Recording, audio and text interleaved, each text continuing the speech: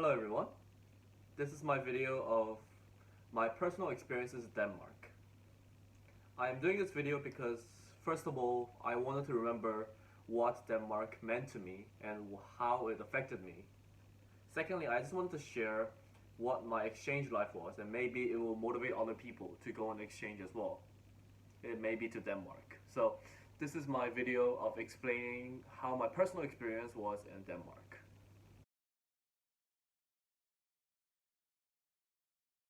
The reason why I chose Denmark. I've chose Denmark because 360 office told me to book another one to another country, and then I was like, oh, I don't know any country that I really want to go, and they were like, maybe how about Europe? And I was like, oh, actually, I got my friend studying in Europe, in Denmark, actually, in Lucia, and then I was like, okay, how about Denmark? And they were like, yeah, cool. I didn't know anything about Denmark before I went. I had absolutely no idea, except they make great cookies. I didn't even know it was great pastry. I just thought it was great cookies. That's how little I knew about Denmark. When I got there, I didn't know it was one of the most expensive places to live in the world.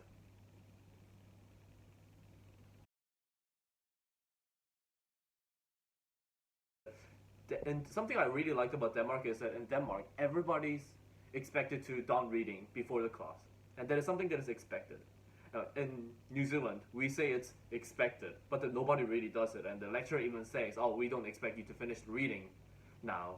And to me, that was disappointing because I wanted university to be more of a place that I find my own knowledge.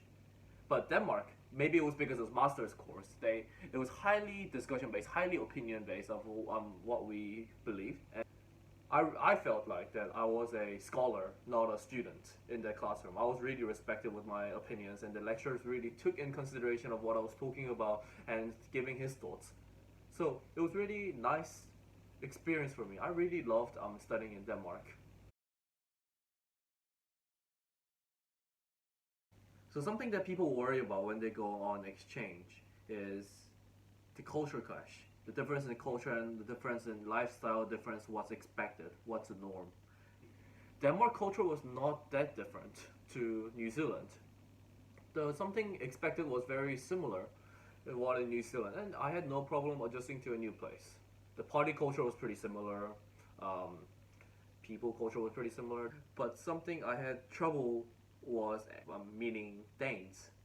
Is that first of all, Danes is not a country that a lot of people go in and come out. So there's a group of friends, they hang out with each other since they're in kindergarten or like in like a high school. So it was really hard for me to meet a new Danes.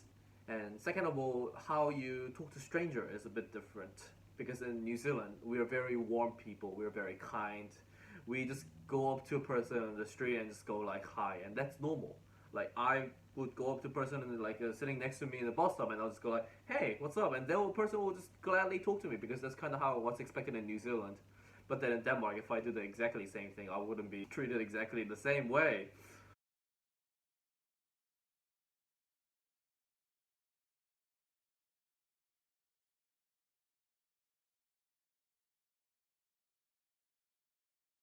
And for me, somewhat arguably a good effect to me, to be honest.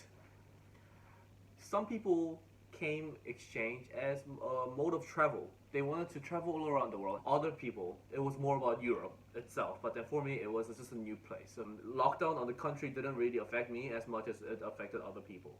Something that did affect me was being university being cancelled. That did affect me a lot because before university was cancelled, I was really highly motivated student. But then once it switched to the online classes, it was really hard for me to focus. I would usually fall asleep in the half of the class, and it was with the video on. I turned off the computer and just went to sleep. The thing is, I was really excited when the coronavirus happened, unlike other people. Other people, they were freaking out. But for me, well, I came from China before Denmark. The thing was, I was really excited, not because of that, but I was excited because of the solidarity I was gonna get.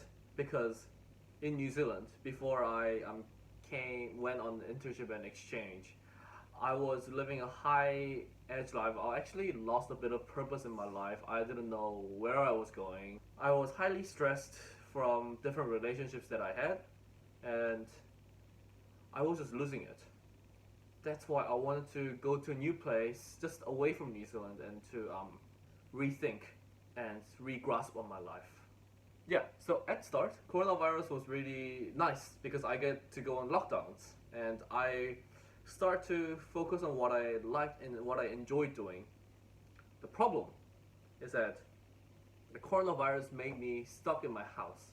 And at the start, I thought I was gonna be more motivated to do work that I always wanted to do, be more productive. But then, as I stayed more in the house, I actually did less exercise. And then, without exercise, I became tired every day. At the start, at few days start, it was really nice to have a break. But then, when it got to more like a month, my mind was became less healthier.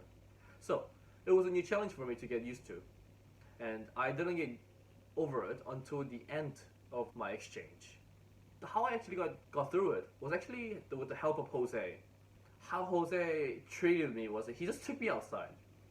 He was like, "Oh, let's go to this place." I'm just like, "I'm tired. I don't want to go." Then he just take me outside. Then I'll be super tired and super complaining because I don't have energy to go outside because I didn't go outside for such a long time. And I start to regain my energy, and then I realized, oh, what I need is energy. Then I start doing exercise again. Then I actually got back on my feet again. I became more motivated to do my work. I spent more time hanging out with my friends without worries. I stopped overthinking because I would do all the things that I wanted to do, and my life got better.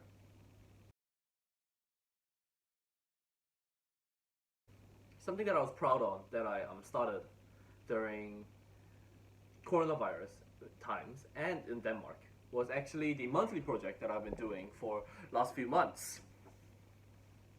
So I've met Taeyeon in my presentation techniques class, and then we start talking, and then we got really close with each other. Then one day went to this beautiful cheesecake shop in Denmark. By the way, that place I think has the best cheesecake place, like cheesecake I ever had in my life. But anyway, we started talking about our passion and what we want to do, and then Jian started talking about monthly projects that she was thinking of doing starting that month. When she suggested me the idea of monthly projects, I was like, because I was always something looking for a place I can cultivate this in, and I always had a trouble finding it.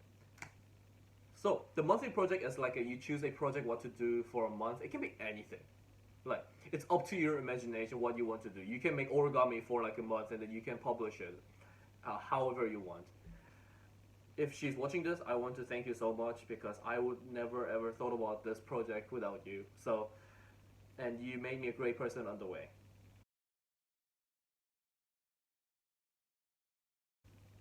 Denmark was not exactly a party place or adventure place that I took on. It was a place I lived my life.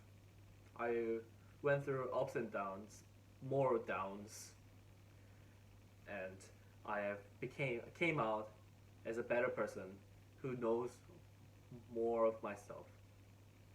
So Denmark was a great opportunity for me.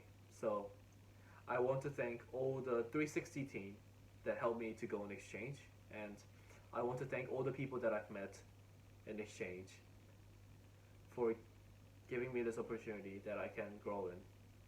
So thank you for people who's watching this video as well, and that was my Denmark exchange.